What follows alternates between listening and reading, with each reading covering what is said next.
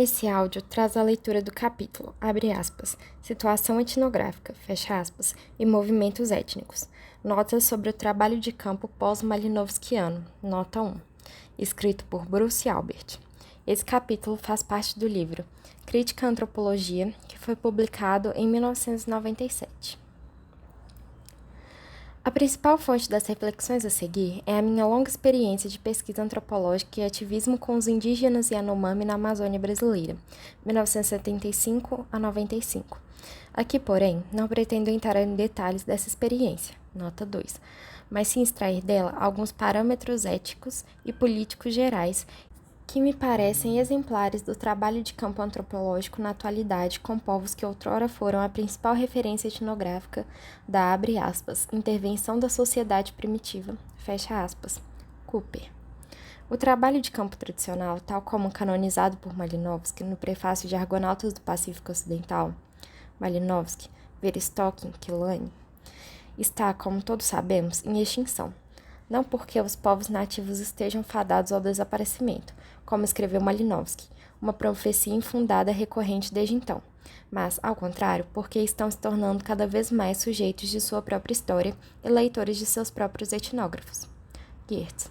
Contudo, a mitologia fundadora do trabalho de campo malinowskiano continua a assombrar o imaginário antropológico, a tal ponto que os crescentes desafios empíricos à sua fórmula básica são geralmente encobertos num discurso corporativo sobre o fechamento dos campos de pesquisa clássicos.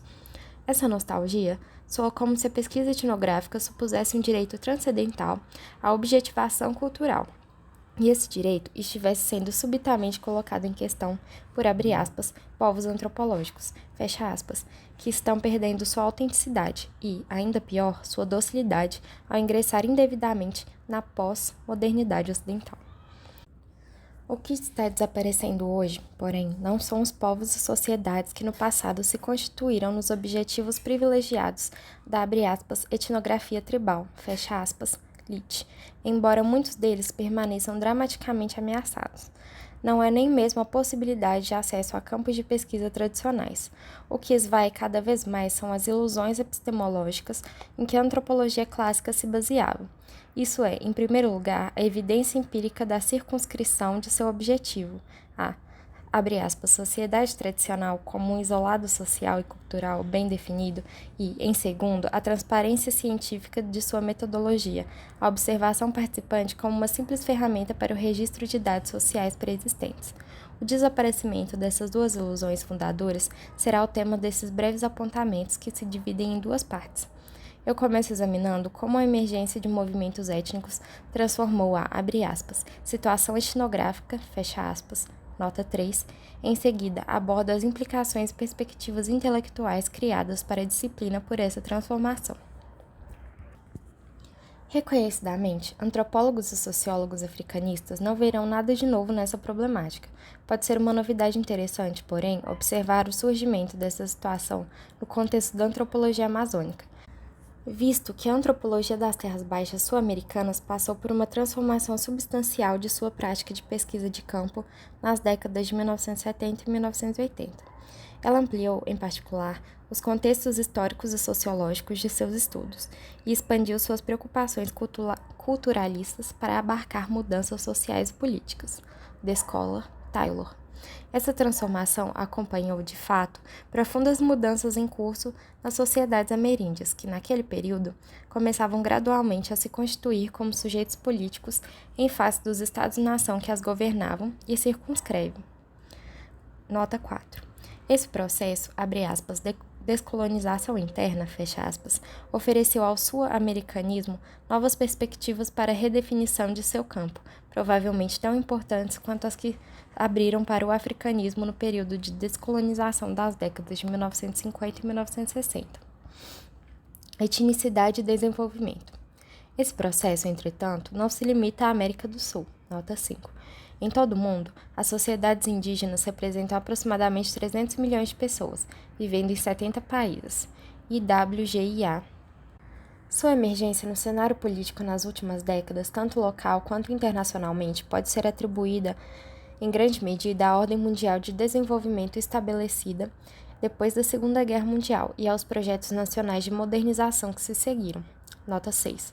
Organizações multilaterais tiveram um papel decisivo nesse processo, tanto porque muitos movimentos indígenas de resistência surgiram em reação às suas políticas, Banco Mundial e Banco de Desenvolvimentos Regionais, quanto pelo reconhecimento internacional que foram forçadas a conferir a esses movimentos.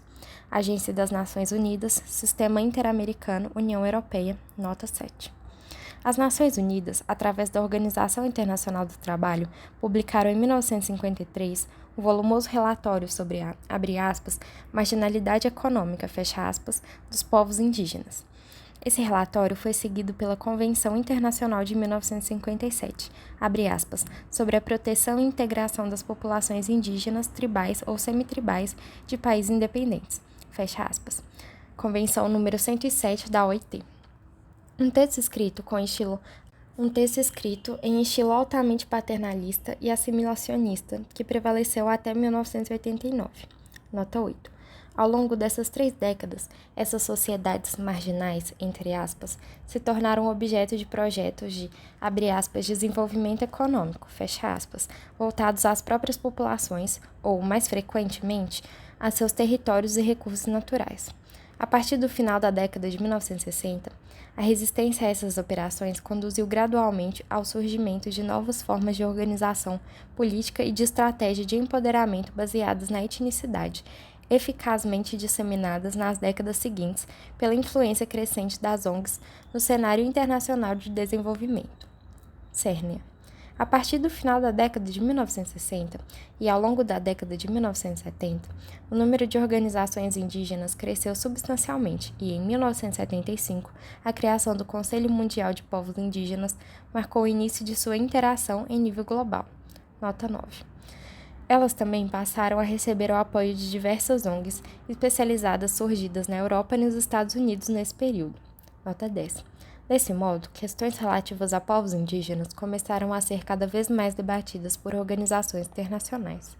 Um estudo especial sobre a discriminação contra, abre aspas, populações indígenas, fecha aspas, foi elaborado pelo Conselho Econômico e Social das Nações Unidas em 1972, e a primeira conferência de organizações não governamentais sobre o tema se realizou em 1977, na sede das Nações Unidas em Genebra. Nota 11. Esse movimento pelo reconhecimento dos direitos dos povos indígenas se iniciou tomando como referência a noção política de colonialismo interno, nota 12. Em seguida, passou a analisar a relação entre terras indígenas, recursos econômicos e o sistema internacional de desenvolvimento. Esse estágio foi marcado por 2 encontros internacionais realizados em 1981. A, abre aspas, Conferência de ONGs sobre Povos Indígenas e a Terra, fecha aspas, ONU, Genebra, e a, abre aspas, Conferência sobre Etnocídio e Etnodesenvolvimento, fecha aspas, Unesco, São José da Costa Rica. Finalmente, o dinamismo das ONGs conservacionistas no final da década de 1980 contribuiu para reforçar o movimento, invocando a muito difundida e geralmente estereotipada superioridade indígena no conhecimento ecológico e no manejo de recursos naturais. Ellen e Redford. Esse boom ecológico e a retórica do, abre aspas, desenvolvimento sustentável, fecha aspas, que invadiu as organizações multilaterais a partir de então, levaram os povos indígenas a buscar legitimação de suas demandas territoriais e culturais nos termos de uma, abre aspas, etnicidade ecológica, fecha aspas, combinando suas próprias referências cosmológicas com expressões emprestadas necessárias ao seu conhecimento político. Albert. Essa síntese político-simbólica lhes granjeou um poder de negociação e uma audiência política muito mais amplos que os que teriam podido conseguir 10 anos antes. 2 conferências internacionais realizadas em 1992 representam o auge dessa fase. A, abre aspas, Conferência Internacional dos Povos Indígenas das Florestas Tropicais, fecha aspas, Penang, Malásia, e a, abre aspas, Conferência Mundial dos Povos Indígenas sobre Território, Meio Ambiente e Desenvolvimento, fecha aspas, realizada durante a, abre aspas, Cúpula da Terra, fecha aspas, Conferência das Nações Unidas sobre Meio Ambiente e Desenvolvimento, sede, Rio de Janeiro. A mudança de atitude do Banco Mundial a respeito da questão indígena sintetiza perfeitamente a evolução do tema na ideologia desenvolvimentista, predominante entre as décadas de 1970 e 1990. Em 1974, o Banco Mundial descobriu, entre aspas, o problema dos direitos territoriais indígenas quando os povos tribais da Cordilheira de Luzon, Filipinas, e seus aliados, ONGs e movimentos políticos, conseguiram impedi-lo de financiar um projeto hidrelétrico gigantesco no Rio Chico. O banco, então, lançou uma primeira diretriz política relativa a povos indígenas, em 1982, e uma diretriz operacional revisada em 1991. Nota 3. Em 1993, por ocasião do Ano Internacional dos Povos Indígenas do Mundo, organizou uma conferência internacional sobre, abre aspas, conhecimentos tradicionais e desenvolvimento sustentável, fecha aspas, nota 14.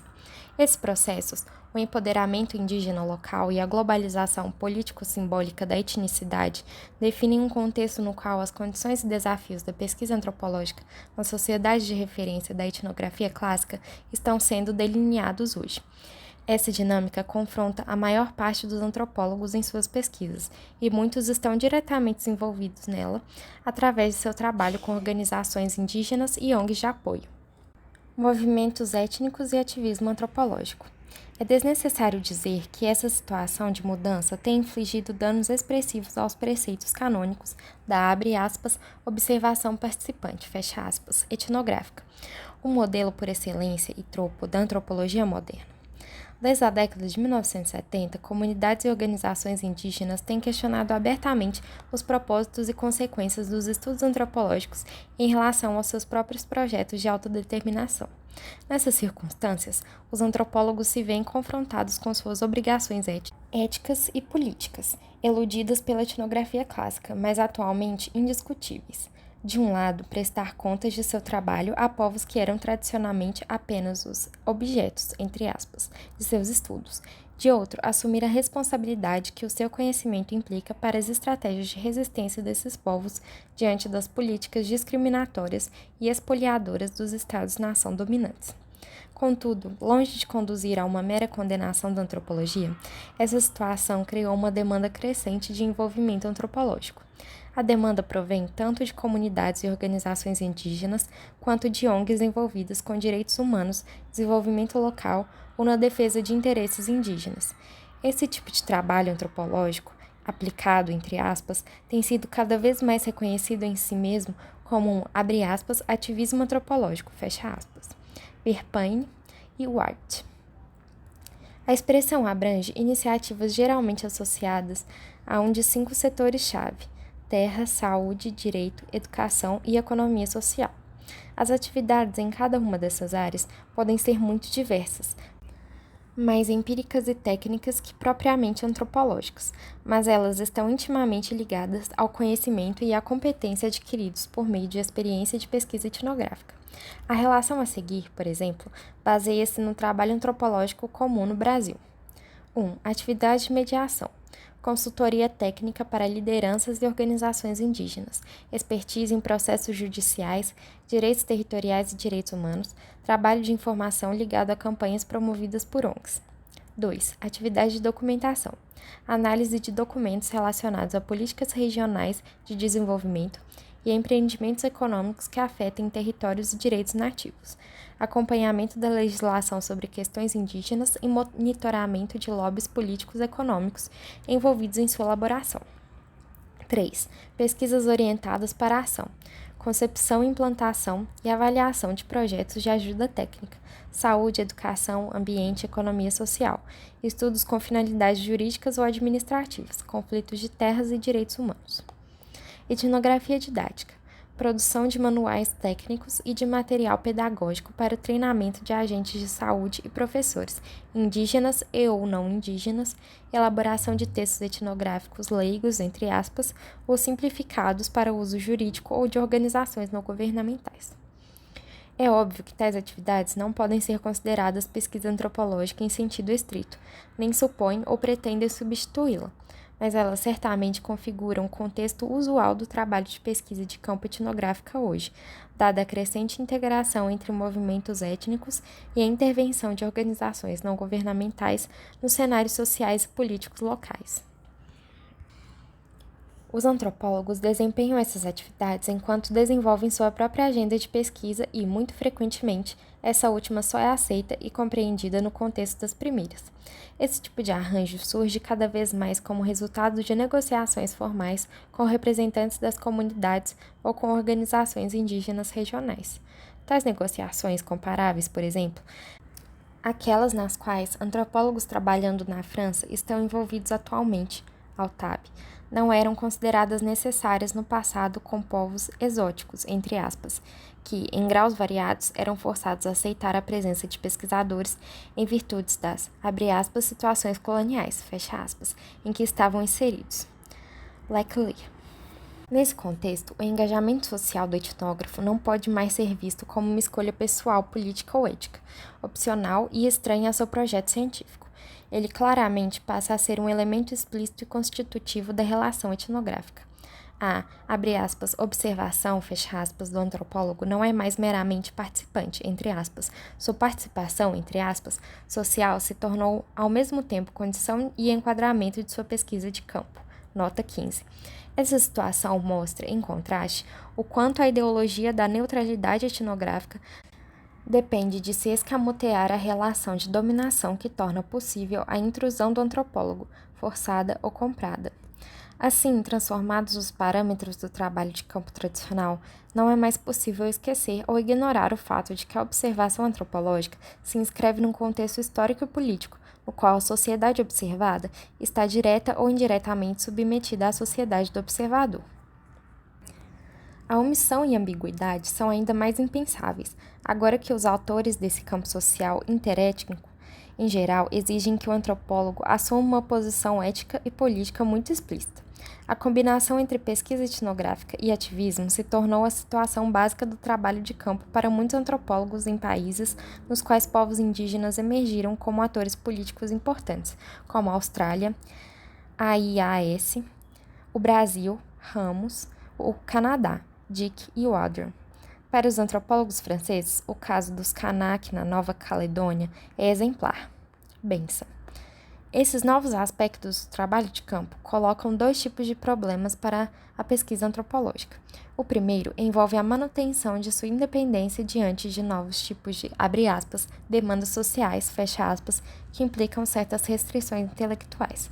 E o segundo diz respeito às potencialidades heurísticas de uma relação etnográfica não mais baseada em sujeição política e ingenuidade positivista.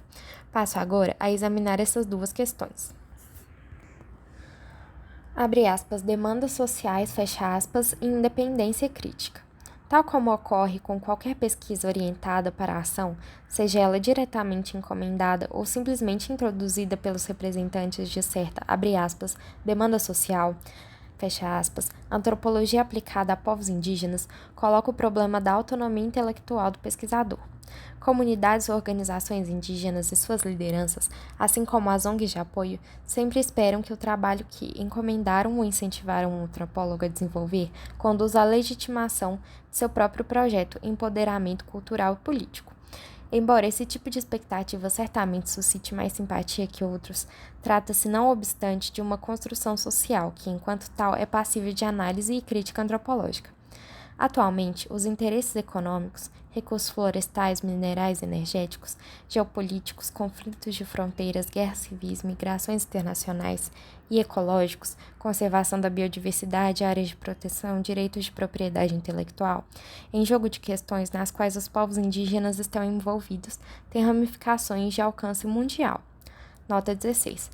Preservar suas terras, obter conhecimento social e controlar seu próprio desenvolvimento são objetivos que dependem cada vez mais da legitimação desses povos como sujeitos coletivos na arena política internacional dominada pela mídia. O meio e o preço dessa legitimação é a autoobjetivação e negociação de sua alteridade como uma, abre aspas, cultura indígena, fecha aspas, emblemática. Isso, geralmente, é feito por meio de um discurso político da etnicidade que toma emprestado muitos elementos da retórica oficial do indigenismo, entre aspas, estatal e de preocupações ideológicas, comunitarismo, culturalismo e ecologismo, de aliados não governamentais dos povos indígenas, por exemplo, na Amazônia brasileira, o ramo progressista da Igreja Católica e as ONGs. Albert. Naturalmente, lideranças e porta-vozes indígenas desempenham um papel fundamental nessas dinâmicas de autoobjetivação, que em muito se parecem com a política simbólica de construção de grupos. A, abre aspas, luta pela classificação, fecha aspas, classicamente analisado por Bourdieu. As fórmulas de autorrepresentação produzidas por esse processo de, abre aspas, resistência mimética, fecha aspas, Alger, se tornam instrumentos políticos altamente eficazes no cenário pós-moderno de globalização e multietnicidade, nos quais as disputas identitárias suplantaram os movimentos sociais e as diferenças ideológicas tradicionais. Eles servem como catalisadores de mobilizações transnacionais de longo alcance orquestradas por atores não governamentais e ajudam a subverter equilíbrios locais de poder que sempre foram desfavoráveis aos interesses dos povos indígenas. Nesse ambiente político-culturalista, entre aspas, global, o discurso etnográfico se tornou uma ferramenta estratégica, um espelho simbólico na reconstrução da identidade e um meio de legitimação pelo reconhecimento acadêmico. Nota 17. À medida que os antropólogos se envolvem mais com os movimentos indígenas, eles se afastam progressivamente de sua posição exterior de objetivar, etnografar e se veem diretamente implicados no processo de autoobjetivação cultural em curso nas sociedades com as quais trabalham. Uma vez que se atribui a eles o papel de consultores intelectuais, os antropólogos são levados a contribuir, explicitamente ou não, com a produção da nova identidade cultural e do discurso político, através do qual as lideranças indígenas legitimam sua causa no cenário político internacional e na mídia. Uma estratégia para que seus povos tenham acesso a processos de decisão sobre políticas públicas, a serviços públicos, saúde, educação, justiça, e a campanhas e recursos financeiros de organizações não governamentais. Nota 18. Dado que o objetivo desse processo de etnogênese é o respeito aos direitos humanos e a autodeterminação de minorias, muitos antropólogos estão inclinados a se envolver na maiêutica político-simbólica subjacente a ele. Porém, em que pense sua simpatia pelas lutas de seus anfitriões, isso não implica aceitar que o exercício da antropologia se limite à mera produção apologética de seu discurso ético, o que conduziria à completa renúncia a qualquer empreendimento acadêmico. Para contornar essa aparente incompatibilidade entre solidariedade e pesquisa, os antropólogos engajados devem incorporar todos os aspectos dessa nova demanda política e simbólica indígena à antropologia, discursos de seus transmissores, desafios, interesses e apostas de seus suítos, como novos objetos em suas etnografias. Por outro lado, construir um objeto sociológico a partir do contexto geral de seu envolvimento com movimentos étnicos e com o ativismo de ONGs coloca os antropólogos em uma posição delicada diante daqueles com quem se solidarizam. Os desentendimentos que emergem por serem percebidos como dramas domésticos, entre aspas, são muito mais confortáveis do que os conflitos que surgem entre os pesquisadores e os clientes tradicionais da antropologia aplicada, instituições públicas ou empresas privadas. É o caso, por exemplo, dos debates sobre certos pontos cegos das políticas não governamentais voltadas a povos indígenas. Eu penso, particularmente, no uso questionável de imagens estereotípicas e exotizantes, o bom selvagem ecológico e ou nova era, as quais algumas ONGs vinculam o reconhecimento dos direitos dos povos indígenas a fim de garantir sua própria legitimidade e impulsionar suas atividades de captação de recursos. Penso também na cegueira social persistente em relação aos sistemas tradicionais de dependência e patronagem, missionários ou estatais, em que seus próprios projetos de campo tendem muito frequentemente a reproduzir. Mas, de fato, o, abre aspas, mal-estar de trabalho, fecha aspas, que acompanha uma etnografia de, abre aspas, participação observante, fecha aspas, e solidariedade crítica, é o que torna esse tipo de antropologia engajada particularmente interessante.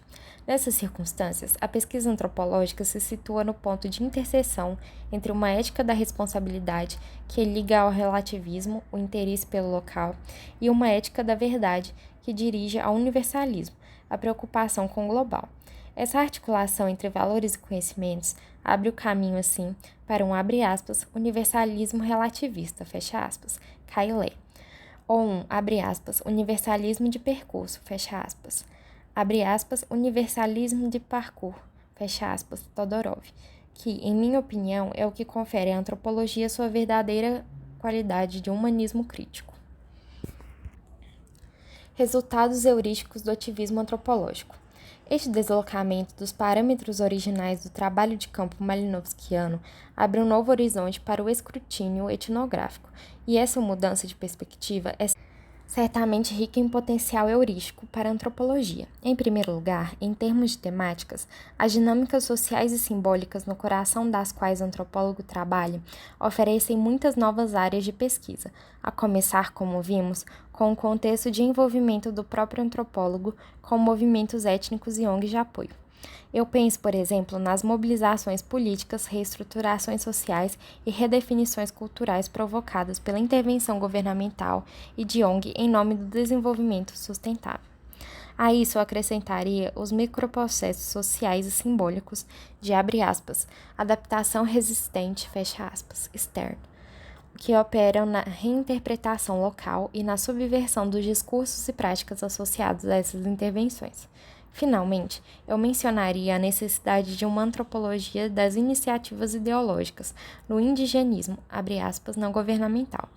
Mas a contribuição heurística dessa situação de trabalho de campo pós-malinowskiano também diz respeito às próprias bases da construção do objeto na antropologia social clássica. Ela sustenta um novo olhar etnográfico que introduz um deslocamento radical do foco, através do qual as configurações de temporalidade dos espaços sociais eram aprendidas. De fato, ao trabalhar em ambos os lados da fronteira interétnica, e geralmente em um horizonte de longo prazo, esse tipo de etnografia só pode dissipar as ficções fundadoras do isolado cultural e do presente etnográfico como produtos de uma ilusão óptica. Nessa nova experiência de trabalho de campo, as sociedades indígenas são vistas simultaneamente na dupla perspectiva de reprodução cultural e da mudança histórica. De um lado, através de seu trabalho de autoprodução, e de outro, através das transformações induzidas pela ingerência dos Estados-nação. Nesse contexto, a análise antropológica tem que lidar com o espaço social total de redes e discursos emaranhados, que entrega o campo local de relações interétnicas e a esfera global das relações entre sociedades. Além disso, o tempo de observação, abandonando o caráter fotográfico do trabalho de campo monográfico, converge para o tempo cinético, do envolvimento de longo prazo.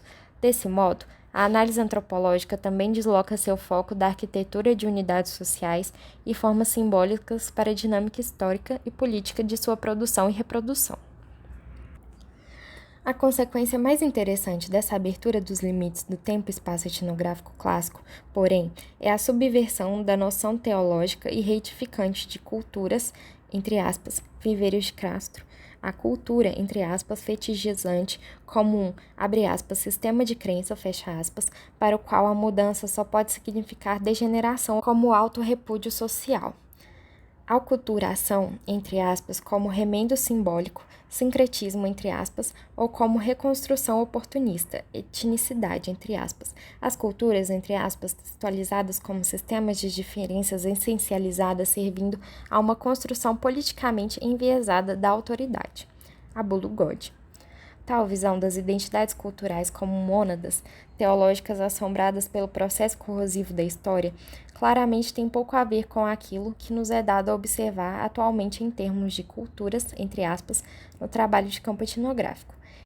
Em vez disso, somos confrontados com processos de autoprodução simbólica inextricavelmente enredados em uma invenção generalizada de tradições e uma interdependência global dos discursos.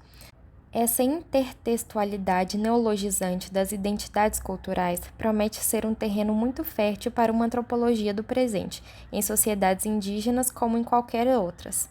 Marcos. Fim do audiotexto. Eu sou a Adélia Rezende Leonel e gravei esse áudio para o projeto Feito para Escutar, diversificando o acesso à leitura através da produção de audiotextos de arqueologia e antropologia. Esse projeto é coordenado por professoras do Departamento de Antropologia e Arqueologia da UFMG, com apoio do Núcleo de Acessibilidade e Inclusão, através do edital PIPA 2024. Consulte o guia de audiotextos do nosso projeto para saber mais sobre nossas escolhas.